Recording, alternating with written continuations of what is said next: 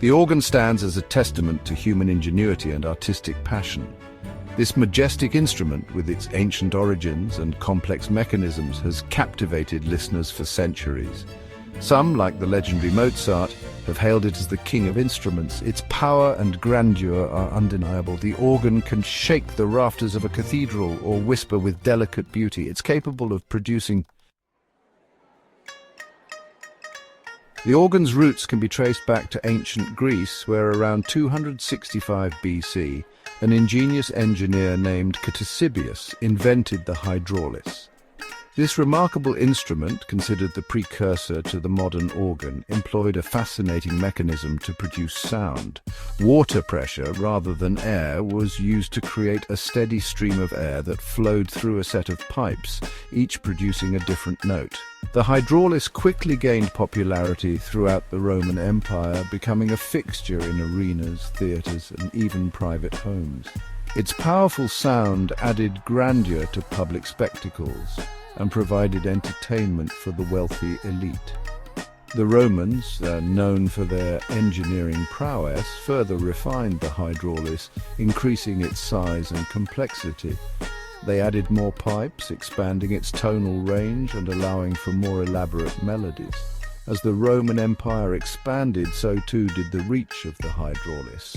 It spread throughout Europe, reaching as far as Britain. However, it was in the Eastern Roman Empire, particularly in the Byzantine world, that the hydraulis continued to flourish after the fall of Rome.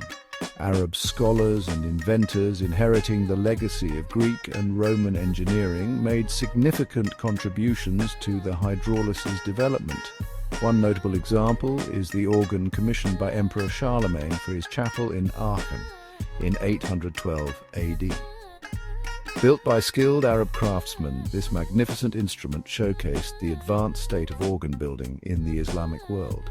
This event marked a pivotal moment in the organ's history, signaling its growing importance in Western Europe and setting the stage for its further development in the centuries to come. By the early Middle Ages, the organ had found a new home, the church. Its powerful sound and ability to fill large spaces made it the ideal instrument for religious ceremonies. The organ's role in medieval churches extended beyond mere accompaniment. It became an integral part of liturgical practices, its majestic tones inspiring awe and reverence among worshippers. As the organ's popularity within the church grew, so too did its size and complexity. Larger instruments, some boasting multiple keyboards and a wider range of pipes, were constructed to meet the demands of liturgical music. These organs, often elaborately decorated with religious iconography, became symbols of the church's power and prestige. During this period, two distinct types of organs emerged: the portative and the positive organ. The portative, as its name suggests, was a smaller, more portable instrument designed for processions and outdoor performances. It typically consisted of a single keyboard and a limited number of pipes, making it light enough to be carried by a single person. The positive organ, while still smaller than the grand instruments found in cathedrals, was larger than the portative and often had a wider tonal range. It was commonly used in smaller churches, chapels, and monasteries. While the organ flourished in much of Europe during the Middle Ages, its development in England was hampered by the Reformation. The Reformation's emphasis on simplicity in worship led to the destruction or removal of many organs, which were seen as symbols of Catholic extravagance. This had a lasting impact on the English organ tradition, delaying its development compared to its continental counterparts. Renaissance and Baroque, a tapestry of national styles. The Renaissance and Baroque periods, spanning roughly from the 15th to the 18th centuries, witnessed an unprecedented flourishing of organ building and composition. This era saw the emergence of distinct national styles, each reflecting the evolving musical tastes and cultural influences of its respective region. In the Netherlands, organ building reached new heights. Dutch organs were renowned for their grand scale and impressive sonic power. They featured numerous divisions, each with its own set of pipes and keyboards, allowing for a wide variety of tonal colors and textures. Doubled ranks, where two pipes sounded the same note, added to their richness and depth. Reed stops, which produced a reedy, often imitative sound, were also prominent in Dutch organs, adding a distinctive character to their sound. North German organs, while sharing some similarities with their Dutch counterparts, developed their own unique characteristics. They were characterized by their independent pedal divisions, allowing organists to play an independent bass line with their feet. This innovation greatly expanded the organ's polyphonic capabilities, allowing for more complex and intricate compositions. French, Italian, Spanish and Portuguese organs, while often smaller in scale than their Northern European counterparts, were no less impressive in their artistry and musicality. These organs were typically designed to alternate with vocal ensembles rather than accompany congregational singing, as was common in Protestant churches.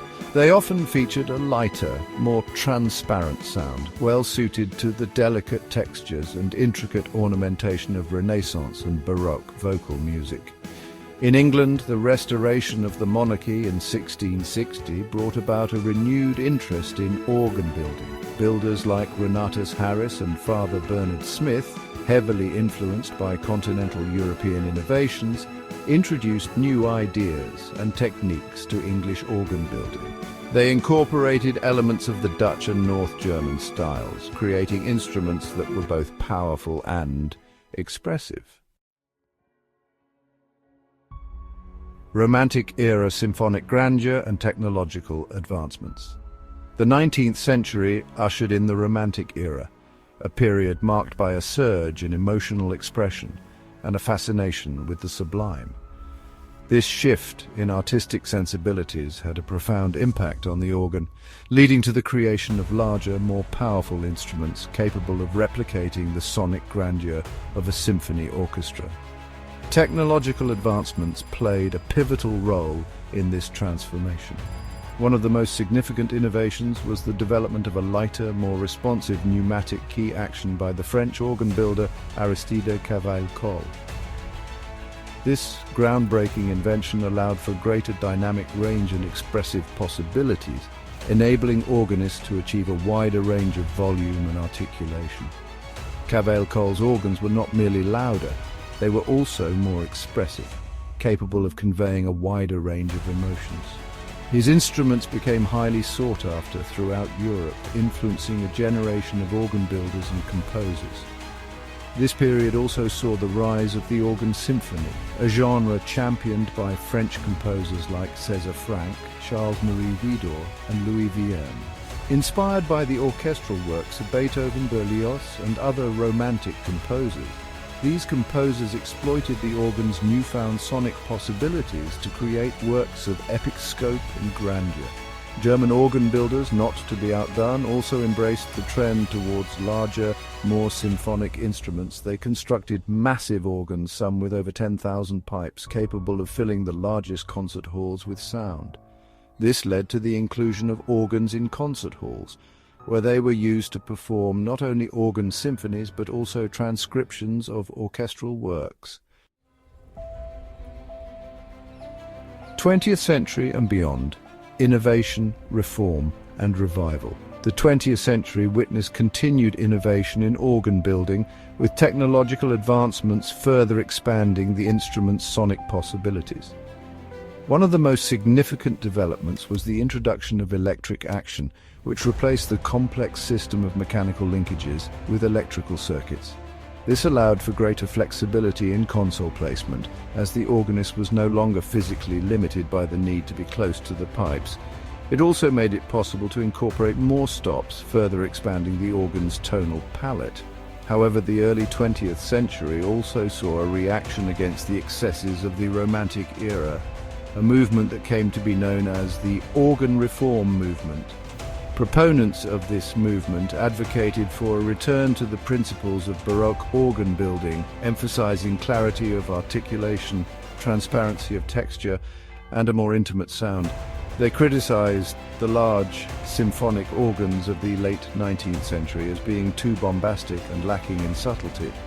The development of the electronic organ in the 1930s offered a more affordable and space-efficient alternative to the pipe organ. Early electronic organs, while lacking the sonic depth and nuance of their acoustic counterparts, found a niche in homes, churches, and other venues where a pipe organ was impractical or unaffordable. The latter half of the 20th century saw digital technology revolutionize electronic organ building. Modern digital organs are capable of faithfully reproducing the sounds of pipe organs using sampled recordings.